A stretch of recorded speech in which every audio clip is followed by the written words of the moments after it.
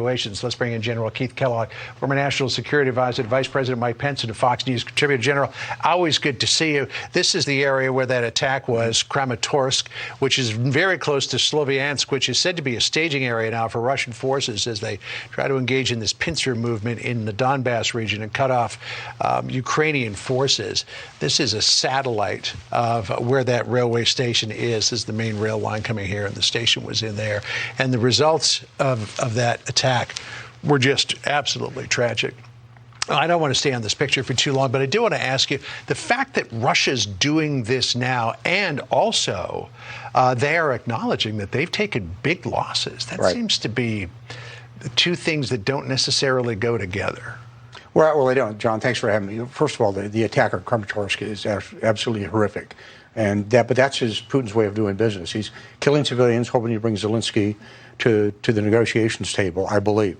But what happened in Kyiv when he defeated frontline units, these were very good units, and forced them to refit, rearm, reconstitute. It has shown the weakness of the Russian military. This is the time, I believe, that we need to help Zelensky with a lot more military equipment. There's not going to be a diplomatic solution. There's not going to be an economic solution in the near time. This is going to happen on the battlefield. And the Ukrainians have proven against the Russians that they can beat them. And you don't have to beat the whole Russian army. You just have to beat segments of it. That's what happened in Afghanistan. And I don't know why we're not supplying more and more equipment. I'll give you a good example. Go to Poland.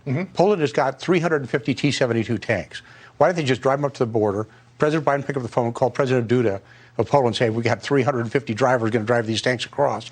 We will backfill Poland, as we've agreed to, with 250 Abrams tanks, giving them across the border, bring in more multiple rocket launch systems to be able to fight this fight. Because if he defeats Putin here in the eastern part, he has defeated the Russian army. And I think he can do it. I think if he focuses in on Mariupol and dividing up that force here, not allow him to consolidate in the east, he can do it. We had your former colleague, Fred Fleitzen, yesterday, who believes that Putin's goal is to fight to a draw and then sign an armistice with Ukraine, not a peace agreement, and maintain control of these areas. It would sort of like be a North-South Korea type of thing. Do you think that's possible? Well, I think that's what Putin may want, but I don't think Zelensky's going to do that anymore. I think they've now developed generational hatred to what they're doing.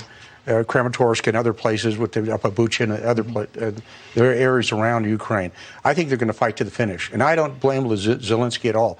This is the time for the West. This is the time for the United States, not to put troops on the ground, to give them everything they need to defeat the Russians. They have proven they can do it. Yeah. They beat their frontline units. So let me come out to the NATO map here, because we have got in Rezha, which is right about there, we've got U.S. forces together with Polish and other NATO forces engaging in military exercises. Is that an indication? Actually, I'm sorry, Rezha was more down in this area. Is that an indication to Russia that, hey, we're on your doorstep and we're ready to go, so don't come anywhere near us? Well, it's not only there. We have them in Latvia, Estonia, and Lithuania as well. And we've got them all up and down the border regions out there. He's not going to go against NATO. He's not that. I mean, there's a lot of things wrong with Putin, but he's not going to do it. You also don't think he's going to throw a nuke anymore? Not anymore. I don't. I think that is fortunately gone by the wayside. I think he's going to try to beat this fight conventionally, and that's the reason why. Because it's going to stay conventional. We need to load up Zelensky. So let me just come back to this map, if I could, because Dmitry Peskov, who's the Kremlin mouthpiece, said yesterday that Russia has suffered heavy losses. And I asked him that the two things, like the attack on the train station and saying we've suffered heavy losses, don't seem to go together. Because if you're attacking a train station, you're pressing the attack. You're trying to tell your people back home, hey, we're winning. But then at the same time, you're saying we're losing all of these people. I thought that was an unusual acknowledgement by Russia. What the Russians are doing, they're playing a mind game. They're trying to move in on Zelensky's brain and say, look, we're killing your civilians, your women and children.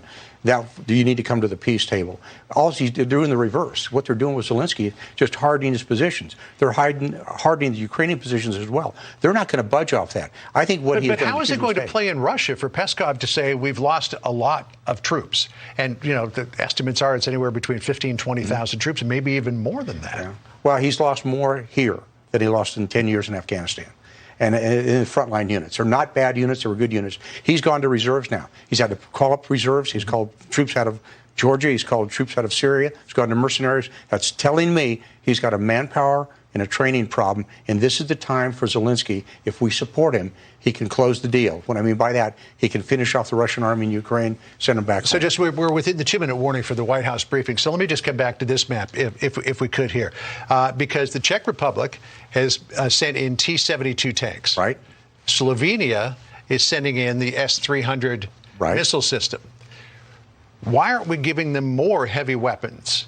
The T-72 tanks are great. The S-300s, you can take down any Russian aircraft, but we're still holding back. Why are we holding back? Well, I think we're hoping that we don't escalate because we're concerned what the Russians are going to think. I don't care what the Russians are going to think. This is a chance to reset the battlefield in Eastern Europe and in Western Europe with the Russians for the next 2 or 3 decades. And Zelensky's he's on the edge of winning this fight, which is shocking to the entire world, but he can do it. Let's let him close the deal. Let's give him everything he needs to fight and to win. And it takes and I think that's where President Biden, when he keeps talking about NATO and NATO's really good, he needs to pick up the phone and call people like President Duda. He needs to call up Olaf Scholz. He needs to call Boris Johnson, say, give them everything they need. Let's go for it. All right. Well, we'll see where this goes. General, always good to see you. Thanks, John. Have a good weekend. Shannon? Thanks.